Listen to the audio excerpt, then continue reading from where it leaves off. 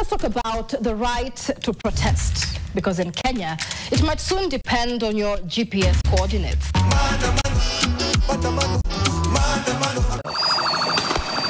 We find ourselves as leaders in a very dangerous place. We are losing people every day. It is becoming a massacre in Kenya.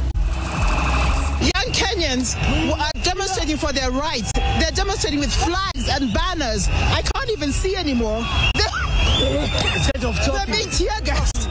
Whatever we need to do to create order in how we demonstrate, how we picket, where we demonstrate, where we picket, how we deliver petitions, we need to have that done. You are spitting in the face of Kenyans.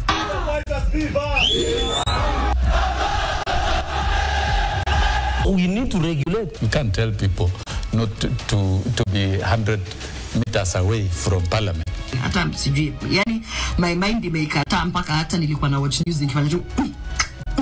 The government could soon have sweeping powers over protests, including deciding when and where they can happen. The Assembly and Demonstration Bill of 2024 is what the government is banking on to tighten control over public protests. The proposed Public Order Amendment Bill of 2025 seeks to ban public gatherings and demonstrations within 100 meters of Parliament courts, State House and other protected areas. Confining protesters to a specific zone so as to curb losses meted on both public and private properties. Tunataka sasa tutenge mahali pa maandamano. Kama ni Kapchiroko hapa unataka kufanya maandamano, tunatenga unakuja unafanyia kiwanja, unaenda paka pale unarudi unaenda. Maandamano yanaishia hapo. A new bill is in Parliament that says if you want to protest, you better check your Google Maps first. It's called the Public Order Amendment Bill 2025, fronted by Nairobi Women Rep Esther Passaris. It proposes a ban on any kind of public gathering within 100 meters of Parliament, State House, the courts, or any so-called protected area. Supporters of the bill say it's about safety and protecting government institutions. Protests cannot be in other people's businesses. Protests cannot be in schools or places where people are doing other things. We must have designated areas. I feel like just because you have been directed where to hold your demonstration does not in itself can curtail your rights. And those who hold that view should have some latitude. But critics warn this creates a civic no-go zone. It is to protect the state, but not to protect the citizen. If there's a bill that will be rejected, like the finance bill, this is one. Think of it like telling your toddler, it's okay to cry. Just do it outside, 3 doors away, where no one can hear you. You see, protests are supposed to be disruptive. That's the point. It's civic feedback. Uncomfortable, loud, often messy. We the people has been, to my degree, abused. Because who is this we the people? Is this the people who are on the streets? Is it they who are the people? Is it we the people who are the most vocal? Is we the people the activists? Kenya's constitution, under Article 37 to be exact, guarantees the right to freedom of assembly, the right to dissent without fear of fines, jail or force. But this bill says, sure, go ahead and protest. Just not here, not there, and definitely not anywhere it matters. Article 37 deals with right to peaceful assembly, unarmed peaceful assembly.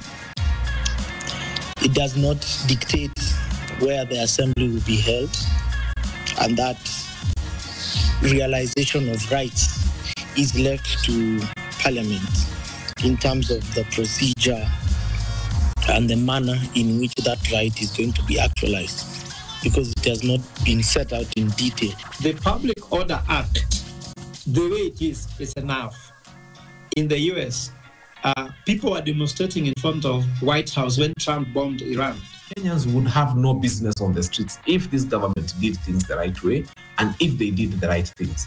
If, for example, intern doctors are on the streets because they have not provided money for internship, Instead of government providing money for internship, just 1.2 billion, government would provide 2.3 billion to renovate Harambee House and another 1 billion for State House. And then now come up with police to beat those people who are demanding money for internship. And then come up with a bill to regulate people from demonstrating against them not having internship. And this isn't new.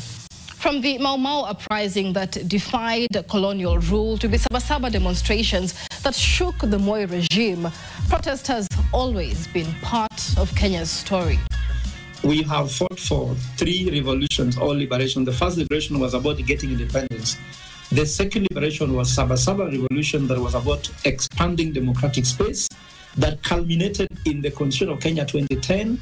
And this bill is trying to take away the powers which were given by the citizens in Article 1 and actually using public space in Article 37. And it's not just one law. Multiple bills are being pushed. Bills that critics say are designed to silence dissent, especially after last year's Reject Finance Bill protests, where thousands of Gen Z protesters mobilized online, marched and stormed Parliament. Now, with the 1-year anniversary just passed, the government has tightened the tap, both offline and online. We've seen online platforms throttled, live streams mysteriously cut, streets cordoned off, voices criminalized, and Kenyans detained without charge. Some disappeared without a trace and without accountability. But when protest is pushed to the edges, so is democracy. We have certainly made tremendous progress in terms of our democratic space. People are free to share views and have opposing views. It's only now that it seems like the latter is what we are not able to tolerate, divergent views, opposing views. Why are Kenyans protesting? Let us not start asking, how should they protest? Do they have a legitimate reason? Yes. Cost of living is a problem. Youth unemployment is a problem. Healthcare failure is a problem. Education failure is a problem. Any parliamentarians who will vote for this bill is a public enemy. Any parliamentarian who will campaign for this bill is a public enemy. Any parliamentarian who will support this bill is a public enemy. The legislature represents the people, and we ought to give even people who we feel have divergent or opposing views an opportunity to ventilate the same, even on the floor of the House, whether by debate. And it's not just happening in Kenya. Across Africa, governments are rewriting the rules of dissent. In Tanzania, Uganda, and Nigeria, we've seen the same playbook. Digital suppression, protest zones, preemptive arrests. So next time you hear someone say, let's maintain law and order, ask, whose law and whose order? Because when the law gets louder than the people, democracy doesn't just whisper, it fades.